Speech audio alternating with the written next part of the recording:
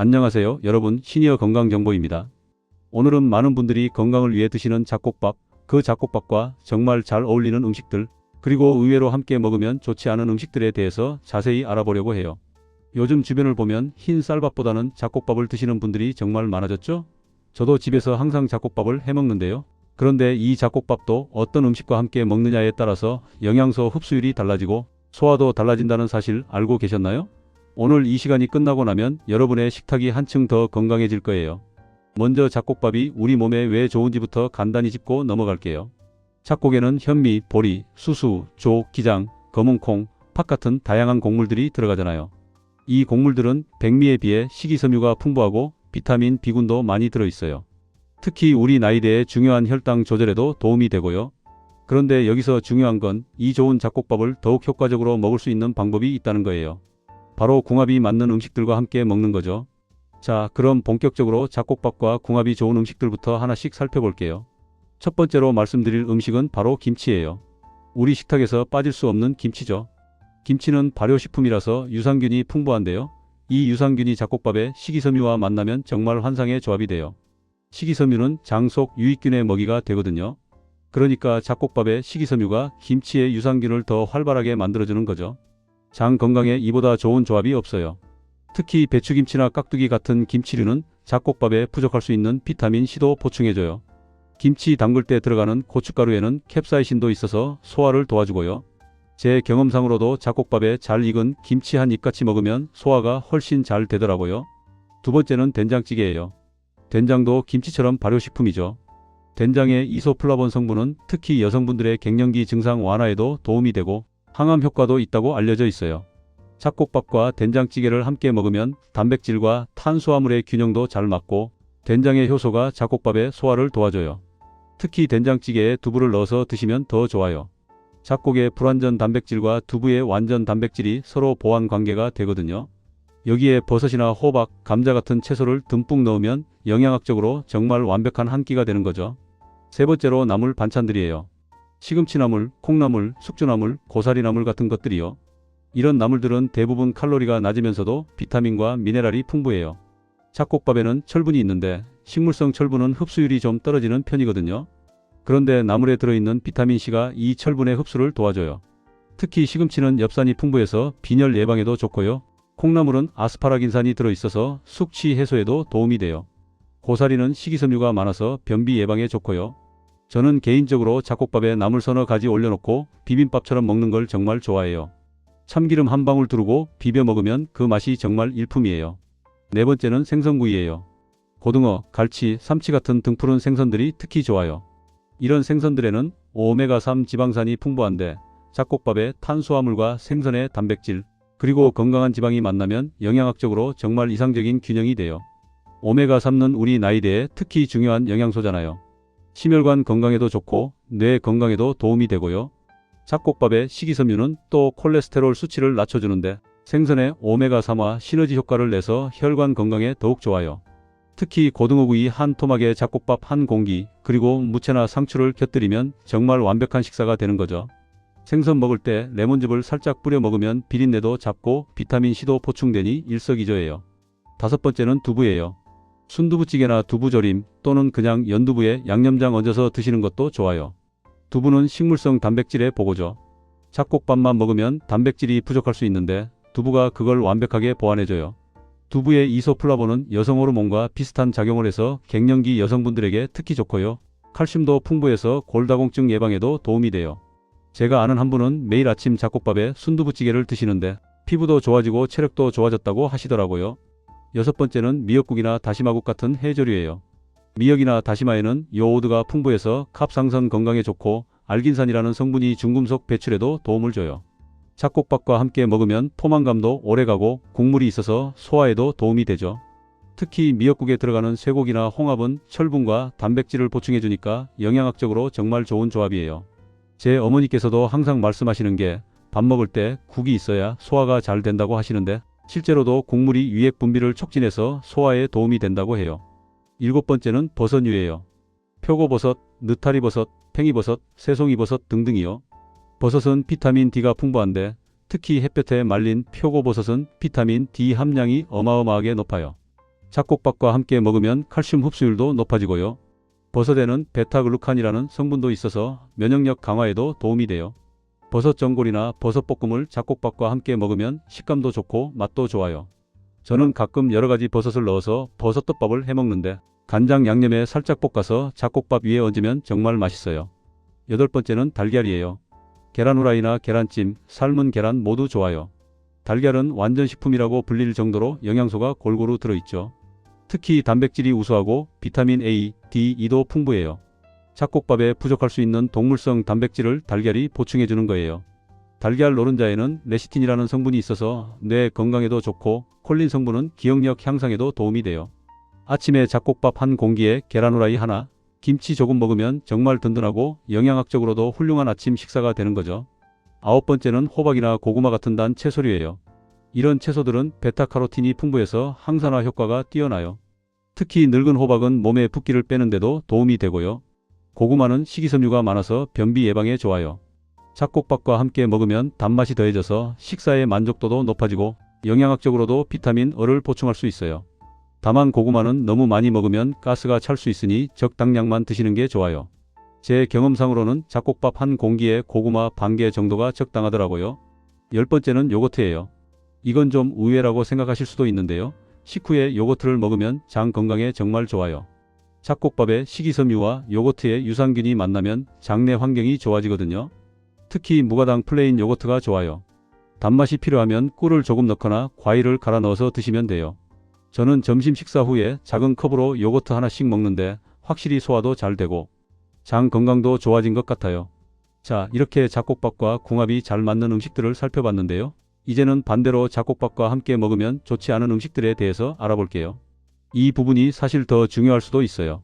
왜냐하면 좋은 음식도 잘못된 조합으로 먹으면 오히려 독이 될 수 있거든요. 첫 번째로 주의해야 할 음식은 우유예요. 많은 분들이 의아해하실 수 있는데요. 우유 자체는 좋은 식품이지만 잡곡밥과 함께 먹으면 문제가 될 수 있어요. 잡곡에는 피틴산이라는 성분이 있는데 이게 우유의 칼슘 흡수를 방해하거든요. 우유의 칼슘을 제대로 흡수하려고 마시는 건데 잡곡밥과 함께 먹으면 그 효과가 떨어지는 거죠. 그래서 우유는 식사 시간과 최소 1시간 정도 간격을 두고 드시는 게 좋아요. 아침에 잡곡밥 드셨다면 오전 간식으로 우유를 마시거나 자기 전에 따뜻한 우유 한 잔 마시는 식으로요. 두 번째는 홍차나 녹차 같은 차류예요. 특히 식사 직후에 진하게 우린 차를 마시면 안 좋아요. 차에 들어있는 탄닌 성분이 잡곡의 철분 흡수를 방해하거든요. 철분은 우리 나이대에 특히 중요한 영양소잖아요. 빈혈 예방에도 필요하고요. 그래서 차를 드시고 싶으시면 식사 후 최소 30분에서 1시간 정도 지나서 드시는 게 좋아요.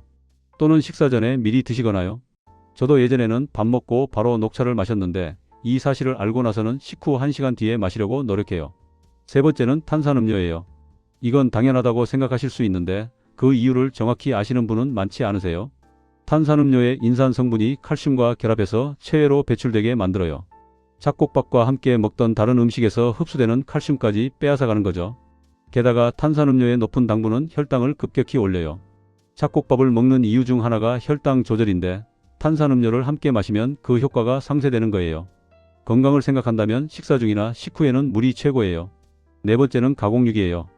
햄, 소시지, 베이컨 같은 것들이요. 이런 가공육에는 아질산염 같은 발색제가 들어있는데 이게 잡곡의 좋은 성분들과 결합하면 몸에 해로운 물질을 만들 수 있어요. 물론 가끔 먹는 정도는 괜찮지만 매일 식사 때마다 먹는 건 피하시는 게 좋아요. 특히 가공육은 염분 함량도 높고 포화지방도 많아서 심혈관 건강에 좋지 않거든요. 단백질이 필요하시면 차라리 생선이나 두부, 달걀을 드시는 게 훨씬 좋아요. 제가 아는 한 분은 아침마다 잡곡밥에 햄을 드셨는데 건강검진에서 혈압이 높게 나와서 식단을 바꾸셨대요. 다섯 번째는 튀김류예요. 치킨이나 돈가스, 생선튀김 같은 것들이요. 기름에 튀긴 음식은 소화가 어렵거든요. 잡곡밥 자체도 백미보다는 소화하는 데 시간이 걸리는데 여기에 기름진 튀김까지 더해지면 소화기관의 부담이 커져요. 특히 우리 나이가 되면 소화효소 분비가 줄어들기 때문에 더 조심해야 해요. 튀김을 드시고 싶으시면 샐러드나 채소를 많이 곁들여서 드시고 잡곡밥보다는 백미로 드시는 게 소화에 더 편할 수 있어요. 물론 가장 좋은 건 굽거나 찌는 조리법이죠. 여섯 번째는 젓갈류예요. 멸치젓, 명란젓, 창란젓 같은 것들이요. 젓갈은 염분 함량이 정말 높아요. 잡곡밥과 함께 짭짤한 젓갈을 많이 드시면 나트륨 과다 섭취가 될 수 있어요. 나트륨은 혈압을 올리고 부종을 유발하고 신장에도 부담을 줘요. 물론 젓갈이 맛있긴 하지만 적당량만 드시는 게 중요해요. 한 끼에 작은 술 한 스푼 정도면 충분하고 다른 반찬도 싱겁게 드셔야 해요. 저는 예전에 명란젓을 좋아해서 많이 먹었는데 어느 날 발이 퉁퉁 붓더라고요. 그 후로는 정말 조금씩만 먹어요. 7번째는 인스턴트 국물류예요. 라면 국물이나 즉석국 같은 것들이요. 이런 제품들은 MSG나 다른 화학 조미료가 많이 들어가 있고 나트륨도 엄청나게 높아요. 잡곡밥의 건강한 효과를 완전히 상쇄시킬 수 있어요. 특히 라면을 드실 때 많은 분들이 밥까지 말아 먹으시는데 이건 정말 피하셔야 해요. 나트륨 폭탄이거든요. 라면을 꼭 드셔야 한다면 국물은 남기시고 밥은 따로 드시는 게 좋아요. 가능하면 채소를 많이 넣어서 드시고요. 8번째는 달달한 조림류예요. 간장 조림이나 고추장 조림을 너무 달게 만든 것들이요. 설탕이 많이 들어간 조림은 혈당을 급격히 올려요. 잡곡밥으로 혈당 조절을 하려는 노력이 무용지물이 되는 거죠. 조림을 만드실 때는 설탕 대신 올리고당이나 스테비아를 사용하시거나 아예 단맛을 줄이는 게 좋아요. 간장의 짠맛만으로도 충분히 맛있거든요. 마늘이나 생강 같은 향신료를 활용하면 단맛 없이도 풍부한 맛을 낼 수 있어요. 9번째는 과일 주스예요. 시판 과일 주스는 당분이 정말 많이 들어있어요. 심지어 100% 과일 주스라고 해도 과당이 농축되어 있어서 혈당을 빠르게 올려요. 식사와 함께 마시면 잡곡밥의 낮은 혈당 지수 효과가 떨어져요.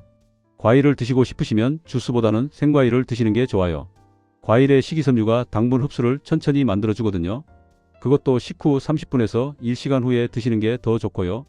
식사 직후에 과일이나 주스를 먹으면 소화에도 방해가 될 수 있어요. 10번째는 매운 음식이에요. 이건 개인차가 있긴 한데 너무 매운 음식을 잡곡밥과 함께 먹으면 위장에 부담이 될 수 있어요. 잡곡밥의 거친 식감이 이미 위벽을 자극하는데 여기에 매운 음식까지 더해지면 위염이 있으신 분들은 특히 힘들 수 있어요. 매운 음식을 드실 때는 우유나 요거트를 함께 드시면 캡사이신의 자극을 줄일 수 있어요. 또는 매운 음식을 먹기 전에 위를 보호할 수 있는 음식을 먼저 드시는 것도 방법이에요. 바나나나 감자 같은 것들이요. 이제 실생활에서 어떻게 적용할 수 있을지 구체적인 식단 예시를 들어볼게요. 아침 식사로는 잡곡밥 한 공기에 된장찌개, 김치, 시금치나물, 계란 후라이를 드시면 정말 완벽해요. 여기에 구운 김 한 장 곁들이면 더 좋고요. 식후에는 물을 한 잔 마시시고 1시간 뒤쯤 과일을 조금 드시면 돼요. 점심에는 잡곡밥에 고등어구이나 삼치구이, 그리고 무채나 상추를 많이 곁들이세요. 미역국이나 된장국을 함께 드시고 김치와 나물 반찬 몇 가지 추가하시면 영양학적으로 훌륭한 식사가 돼요. 식후에 요거트 한 개 드시면 소화에도 도움이 되고요. 저녁은 좀 가볍게 드시는 게 좋아요. 잡곡밥 반 공기에 두부찌개나 순두부찌개, 그리고 나물 반찬들로 구성하세요. 저녁은 소화가 잘 되는 음식 위주로 드시는 게 숙면에도 도움이 돼요. 간식으로는 견과류나 삶은 계란 또는 방울토마토 같은 걸 드시면 좋아요. 단, 과자나 빵 같은 밀가루 음식은 피하시는 게 좋고요. 그리고 한 가지 더 말씀드리고 싶은 게 있어요. 잡곡밥을 드실 때 물을 충분히 마시는 게 정말 중요해요. 잡곡의 식이섬유가 수분을 흡수하거든요. 물을 충분히 마셔야 식이섬유가 장에서 제대로 작용할 수 있어요. 하루에 최소 1.5리터에서 2리터 정도는 마시려고 노력하세요. 한 번에 많이 마시기보다는 조금씩 자주 마시는 게 좋아요. 아침에 일어나서 물 한 잔, 식사 30분 전에 물 한 잔, 식후 1시간 뒤에 물 한 잔, 이런 식으로요. 또 하나 팁을 드리자면 잡곡밥을 처음 드시기 시작하실 때는 백미와 섞어서 드시는 게 좋아요. 처음부터 100% 잡곡밥을 드시면 소화가 안 되거나 가스가 차는 분들이 있거든요. 처음에는 백미 70%, 잡곡 30%로 시작해서 천천히 비율을 늘려가세요. 그리고 잡곡밥은 꼭 충분히 불려서 지으셔야 해요. 최소 2시간, 가능하면 4시간 정도 불리면 더 좋아요. 불리지 않고 지으면 딱딱해서 소화도 안 되고 맛도 없거든요. 저는 저녁에 쌀을 씻어서 물에 담가놓고 다음날 아침에 밥을 지어요. 여러분, 오늘 이야기가 도움이 되셨나요? 잡곡밥은 정말 좋은 음식이지만 어떤 음식과 함께 먹느냐에 따라 그 효과가 달라질 수 있어요. 오늘 말씀드린 내용을 기억하시고 여러분의 식탁을 한번 점검해 보세요. 특히 매일 드시는 반찬들, 식후에 마시는 음료들, 이런 작은 습관들이 모여서 우리의 건강을 만들어가는 거예요. 좋은 것은 계속 하시고 안 좋은 건 하나씩 바꿔나가시면 돼요. 한꺼번에 다 바꾸려고 하면 힘드니까 오늘부터 딱 하나씩만 바꿔보세요. 제가 드린 정보가 여러분의 건강한 식생활에 조금이라도 도움이 되었으면 좋겠어요.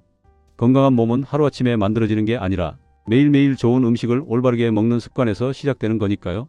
오늘 말씀드린 내용 중에 궁금하신 점이 있으시면 댓글로 남겨주세요. 여러분의 건강한 식탁을 응원합니다. 다음에도 더 유익한 정보로 찾아뵐게요. 건강하세요, 여러분.